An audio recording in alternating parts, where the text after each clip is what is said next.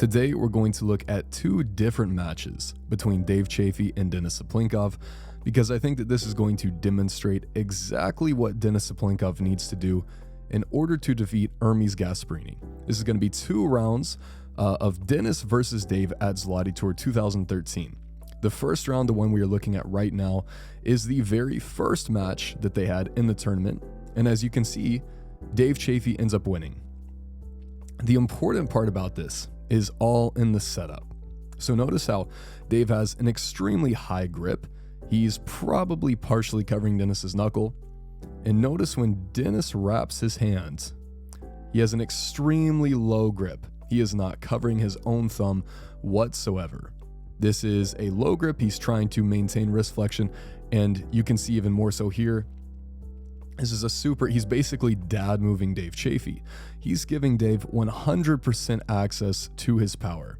And of course, Denis isn't an idiot. He's doing this for a reason. He's trying to get his own wrist bent. However, in doing this, he ends up losing this entire round.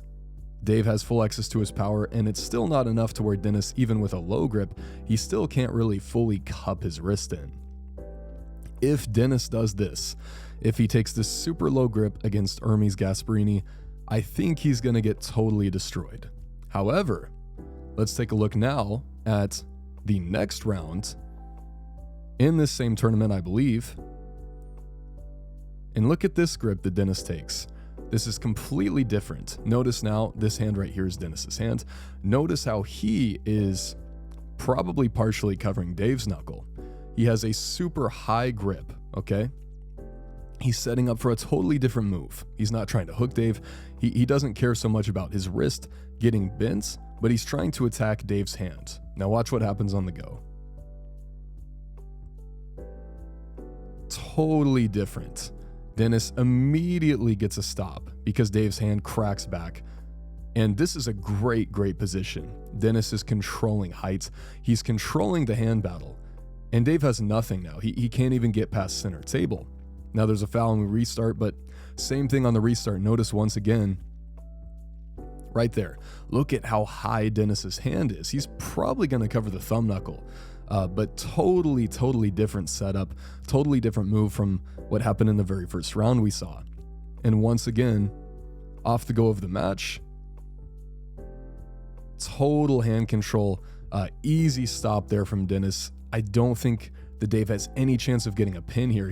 He's getting somewhat close, but it's nowhere near as close as that round 1, where he had far more access to his side pressure and to his back pressure and to his wrist flexion. Now Dave's wrist is getting cracked back, and he just really has no options here. Maybe he could try to do a flop press, but this round to me looks so much better for Denis, and he is able to get the pin. So once again, let's take one more look at this round 1 setup and see how low Denis is. You can see there's a gap between his fingers and his thumb. And then looking once more at this final setup, he is super high up. So if Denis takes this super high grip and he attempts to control height and post and rise in a match versus Hermes Gasparini, he attempts to crack his wrist back to attack his fingertips, I think it is very possible that Denis could do something in that match because he has so much back pressure. He has so much ability to generate height if he takes this kind of setup. Let me know what you guys think about this, but I think that this is what Denis is going to need to do in order to have a chance in that match.